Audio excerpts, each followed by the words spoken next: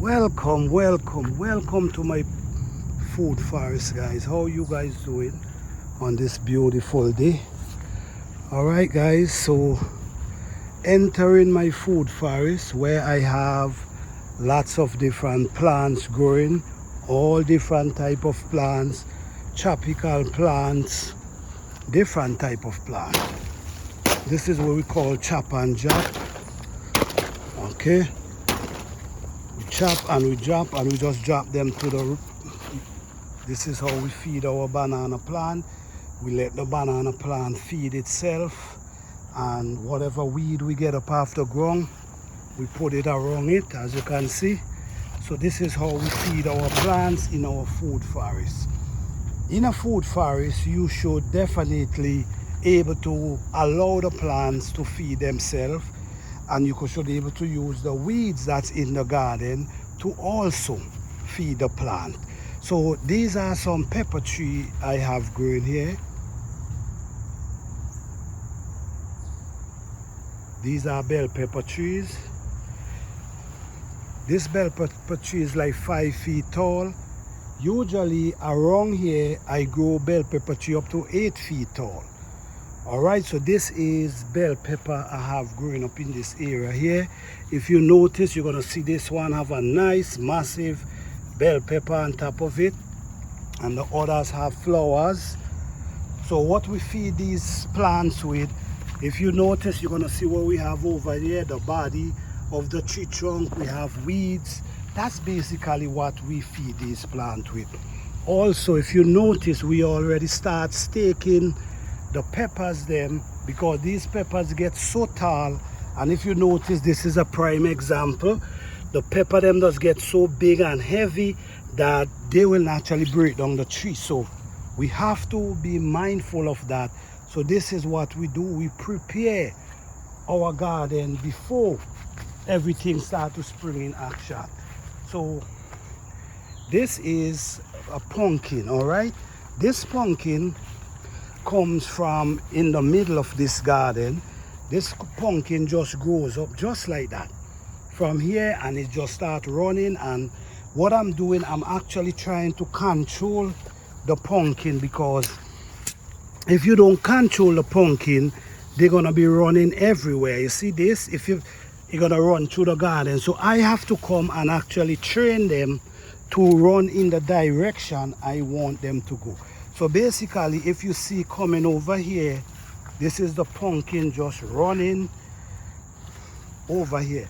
Let me show you the ends of the pumpkin. These are the ends of the pumpkin. This is one end, this is one end. So you have to control them. So if you want to turn them to go down this area, you could do that. If you want to push them over more, you can do that. But it's always the right thing to try to control the pumpkin vines, because if you're not controlling the pumpkin vines, what's gonna happen, they're gonna end up running through your garden. I'm gonna show you more pumpkin. This is a squash, and this squash runs like wildfire. Also, if you notice, you will see I'm controlling them. So you have to control them, because they will take over your garden. You see, this is one trying to run up here. So what I got to do, I got to bring it back down and push it in this direction that it's gonna go out there, because you don't want them in the field, because if they come in the field, they're gonna take over your okra, they're gonna take over your pepper or your eggplant. They're gonna run through and take over your whole garden. So you can't allow that. Okay, so this is a sorrel, this is a comfrey plant, this is a edo. So this whole area here is loaded with all different type of food and all different type of herbs in this whole area going down here in this food forest. Now let me show you about this next pumpkin here. You see, this is another pumpkin vine. If you allow it, it's gonna run through the garden, and I don't want it to run through the garden. So I got to make sure I come here from time to time and control it. Now let me show you coming up here. You see, This is pumpkin. All this is pumpkin, and in between we have tomato. As you see, we also have different type of squash growing up in between. We also have ginger. But if you notice, the pumpkin is running like wildfire. All right, so this is where the pumpkin coming from, and it's running all the way. So now I got to make sure that I control these vines, because if I don't, they will take over the garden. So these are ways you got to be active in your garden, because in a few days a lot of things could happen. All right, so now this is the end of the pumpkin vines. So what I'm doing with these now, I'm taking them, bring them around here and push them over out of the garden behind, and let them run up in circles. It's gonna be a beautiful sight, guys. Also, this is another pumpkin we have that just grows up in the garden there, and it's running out here. Now I have to control this one again, because if you don't control them, they, like I now mentioned, they will take up your whole garden. So it's a lot of work in the garden, but you just got to be active. You have to be active. So I'm going to tell you guys this. I'm going to show you all the food that's in the garden. Then I'm going to tell you how much did it cost me for this whole garden. Right, so all this is edos. This is a edo patch going over here. This is edos. We start to get the rain, so everything start doing really well. The rain is important because we do not wet these plants. We allow nature to deal with these plants, okay? So that's more edos come all the way around here. Going down here, we have edos, we have okra, we have squash growing up in this area right here. All right, and we also have pumpkin. All right, so we have burdock. This is burdock, which we see pushing out flowers, and we're gonna able to get a lot of seed. So just now I'm gonna have a lot of burdock growing in this area, and we all know the benefit of burdock. Burdock is a very easy plant to grow. Just make sure you give them some nice soft soil, and they will do the rest. Okay, now over here, as you see again, we have some beautiful okra growing up here. You can see the okra them.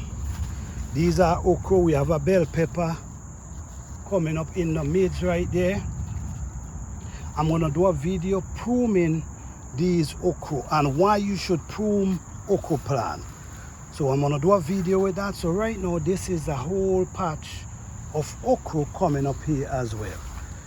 All right, so we're gonna go down here, and as we see going over here, same thing. We have okra growing up in here, and you see these banks are very important, because when the water and the rain come, the water settle there and soak through the earth, which is one of the most important thing, because it's soaking the soil deeper. Instead of just dropping and running off, the water naturally settling and soak itself into the plants. So yes, these are okra as well. Over here we have peanuts. This is peanuts we have growing here.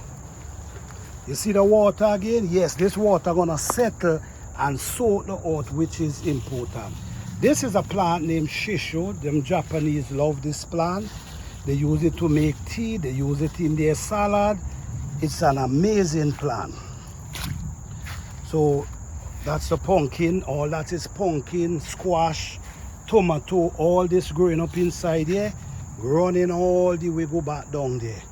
This is an area where I'm actually taking the weeds them out of my garden and add in this area.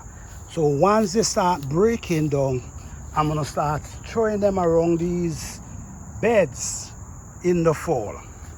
So we have comfrey growing up here. We have marigold, we have sorrel, we have okra, we have pepper, eggplant, all that we have going on, okay? So let me just show you. I ain't got to call the names in because I did that a minute ago. All this is food, right? All this is food. This is a pepper. It's like 7 feet tall now. This pepper is like 7 feet tall at this moment. Okay, see, I had also tied up and I had also put a stake to keep it in line.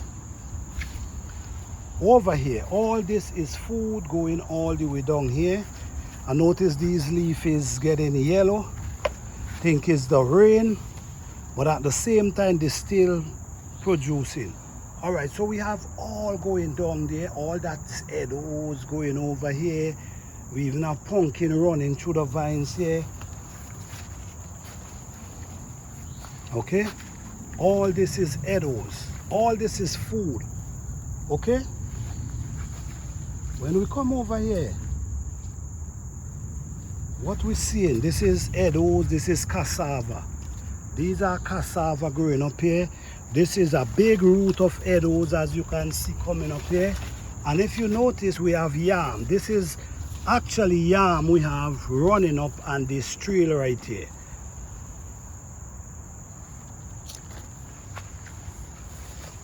All right, so as you see going through here is all different type of edibles, Tanya.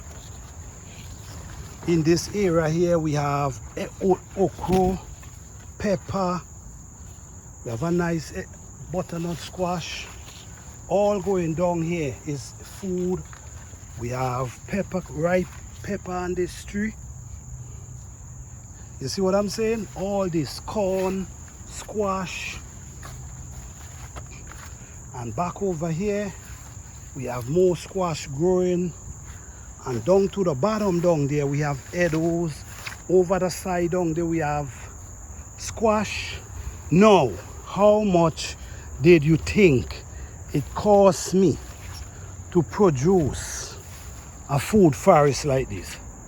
How much did you think it cost me to produce a food forest like this? Well, okay, you know how much it cost me? It cost me about $10. It cost me about $10 to produce this garden. How did it cost me $10? Because what I do every year, I always save seed for the next season. You see what I'm saying? So I save my peppers, I save my pumpkin, I save my squash, I save my okra, I save tomato seed, I save herb seed, all these type of food. I save the seed, the edibles, I replant their heads in the fall, and then I also plant some. I save some and I replant them. So all this only cost me $10. Do you understand what I'm saying? $10. So when people tell you you need an arm and a leg for start a food forest, no.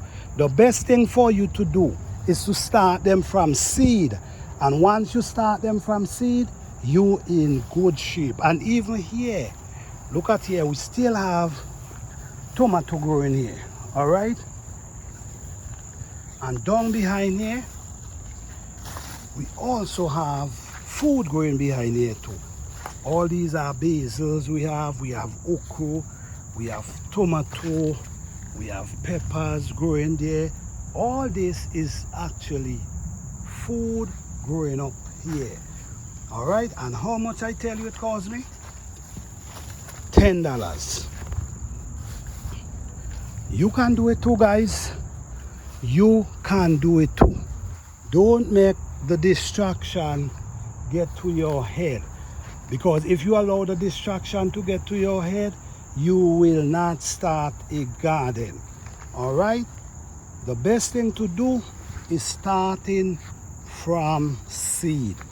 If you start from seed, it's gonna save you a lot of money.